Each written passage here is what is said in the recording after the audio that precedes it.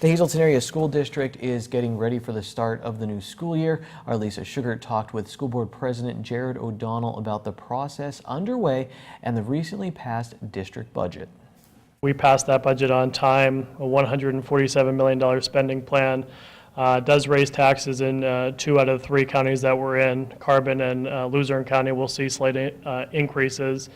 The state of Pennsylvania, though, regulates through the State Tax Equalization Board what counties are affected with proposed tax increases. So this year, Luzerne County and Carbon County will both get increases. Schuylkill County will stay the same.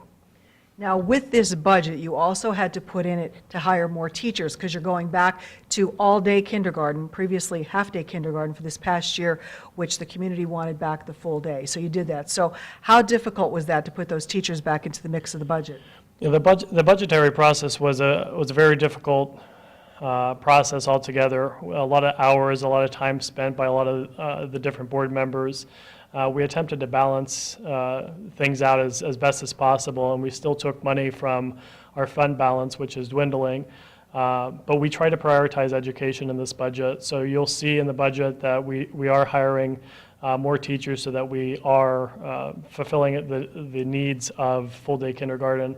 We are keeping in place a lot of the academic programs that we had before. There are very little cuts to education in this budget, and we tried to trim down staff as much as possible so that we could still have an operational school district. Your student enrollment is really high. You're over the 11,000 mark. I think you told me 11,500 when we were just talking. So where is the room to put these classes back again, these full-day kindergartens and the students? Yeah, there is certainly concerns over where everybody is going to be housed in the district. So we're definitely going to be starting discussions and making sure that everything is operational moving forward in the district. And it's going to be difficult just because we usually see an exodus of students in the December, January timeframe. So we would have seen the exodus happen in December of 2016, January 2017.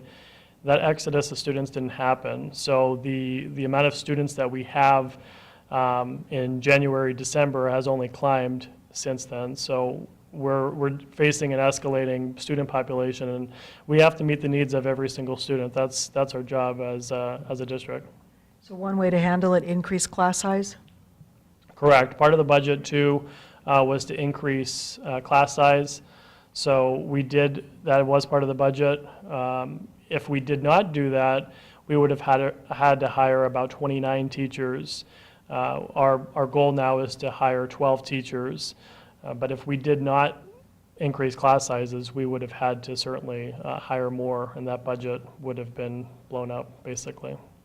How difficult is it now to be ready on time because you're getting close to the start of the school day? Are you getting close to getting this all ready and finding places for these students? Yeah, organizationally, that's certainly a topic of discussion that we're talking about in our board meetings and in our executive sessions. We're trying to expand the organizational needs of the district and to make sure that we're ready. So everything that we're looking at, from transportation to just staffing and overall readiness, we're certainly making that a priority. Tomorrow in part 2, Lisa asks about the busing and the search for a new superintendent of schools.